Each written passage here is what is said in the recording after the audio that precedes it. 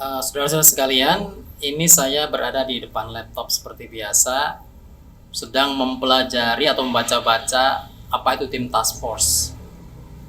Nah, ini sekarang sedang viral, tim task force bentukan korban investasi Jabal Nur, korban investasi Yusuf Mansur di Jabal Nur itu ya.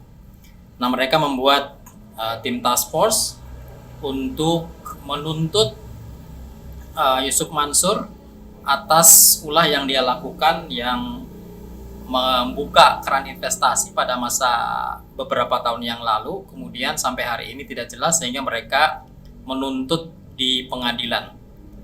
Nah, poin saya ingin saya angkat adalah tim task force ini seakan-akan menjadi badai besar yang menghapus mimpi-mimpi besar Yusuf Mansur. Jadi Yusuf Mansur selama ini dia sedang tidur dan bermimpi, mimpi membeli Indonesia, membeli klub-klub sepak bola Indonesia, membeli YouTube, dan mimpi-mimpi lainnya yang itu bunga tidur. Nah, ini di satu sisi mungkin seperti itu perkataan atau pendapat sebagian kalangan. Sebagian kalangan lain mengatakan ini Yusuf Mansur tidak sedang tidur, dia sedang membual. Ya, jadi bualannya begitu besar sehingga mengarah kepada bohong besar ya. Sehingga ada yang menyebutnya sebagai Abul Kazab katanya ya. Jadi bapaknya pendusta. Kazab saja sudah memakai sigot mubalaghah, artinya sudah pembohong besar ya. Kalau pembohong biasa kan kadzib bahasa Arabnya itu, tapi begitu disebut kadzab sudah menjadi bohong besar. Tambah Abul Kadzab, ini gelaran dari sebagian orang yang terlibat dalam kasus penyelesaian Yusuf Mansur ini. Jadi banyak gelar-gelar lakop-lakop negatif yang diarahkan kepada ustadz kita ini ya, ustadz yang kontroversial ya. Artinya benar ustadz apa tidak ya, itu juga sudah satu pertanyaan besar. Kemudian yang lebih substansif lagi, dia ngerti nggak, paham nggak tentang fikih sedekah, fikih sodako. Dibilang ngerti, kok dia melakukan pengambilan harta sodako yang tidak benar, tidak sesuai dengan syariat Islam. Siapapun yang membaca fikih sodako, para ustadz saya kira akan tahu ya, bagaimana cara Yusuf Mansur ngambil sodako, kemudian dan itu salah. Tidak memenuhi fikih aturan main mengambil harta sodako. Belum lagi cara pengelolaan dan distribusinya. Nah, kemudian juga dilematisasi ustadznya itu ya di sisi lain dia punya kemampuan retorika dan melobi para habaib, para ulama bahkan ya, termasuk instansi-instansi pemerintahan. Beliau mampu memiliki berkomunikasi dengan mereka sehingga manuver-manuver dia tidak tersentuh oleh para pemegang wewenang di negeri ini. Bahkan majelis ulama saja terkesan diam ya, tidak bisa bereaksi nahi mungkar terhadap manuver Yusuf Mansur ini. Jadi kemampuan beliau itu luar biasa dalam hal seperti itu.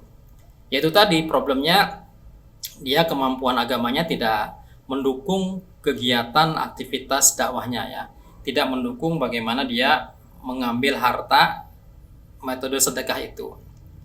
Oke, itu tadi. Kita kembali ke tim task force Jabal Nur. Jadi beliau dibangunkan oleh tim task force ini. Tim task force ini mampu menghapus mimpi-mimpi besar tadi beliau ya, hayalan-hayalan itu, halusinasi-halusinasi Ustaz Yusuf Mansur ini.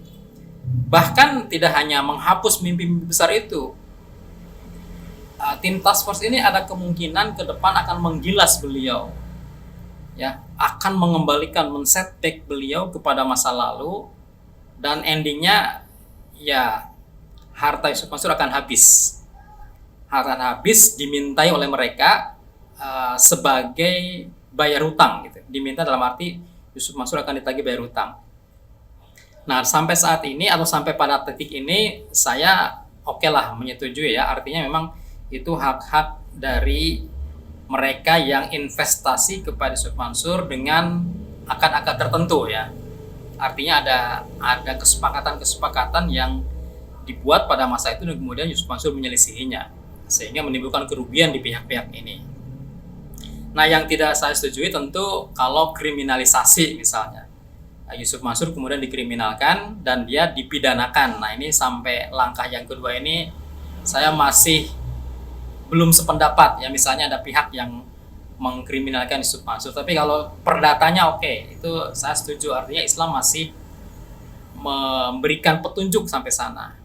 Nah, kalau untuk pidana ini harus cari legitimasi dari fikihnya ya, dari fikihnya apakah ini mengarah ke pidana atau masuk pidana gitu. Karena perspektif saya yang pertama adalah perspektif Islam, baru kemudian lihat hukum positifnya gitu. Nah, saya jadi sampai saat ini belum bisa setuju kalau misalnya Yusuf Mansur dipidanakan. Tapi kalau perdata sesuai dengan kesepakatan harus terus didorong. Karena data-data, bukti-bukti sudah sangat banyak ya, saksi-saksi sangat banyak. Ini dengan terbentuknya tim task force ini justru saksi menjadi ratusan itu. Dari yang sebelumnya hanya puluhan diangkat oleh Thaibah Channel itu, Pak Darso dan kawan-kawan dan channel-channel lainnya. Dengan terbentuknya tim task force ini justru makin kelihatan bahwa korban Yusuf Mansur langsung membludak menjadi ratusan orang yang mengemuka ya. Bahkan ini ada channel anak muda juga, namanya siapa itu ya, yang Jia TV ya, dia terjun ke lapangan juga menggali data dengan metode wawancara langsung dengan korban ya, atau yang terlibat dengan investasi ini. Jadi artinya data-data ini semakin valid dan semakin banyak. Nah, kembali ke mimpi-mimpi Yusuf Mansur itu, jadi ini memang sangat baik ya supaya dia sadar gitu. Dia sudah diustazkan oleh umat ya. Diustazkan oleh umat ya. Karena kalau ustaz beneran sampai saat ini saya tidak mengakui dia sebagai the real ustaz gitu ya, orang alim, tidaklah. Tapi kalau diustazkan oleh umat itu memang faktual, nyata.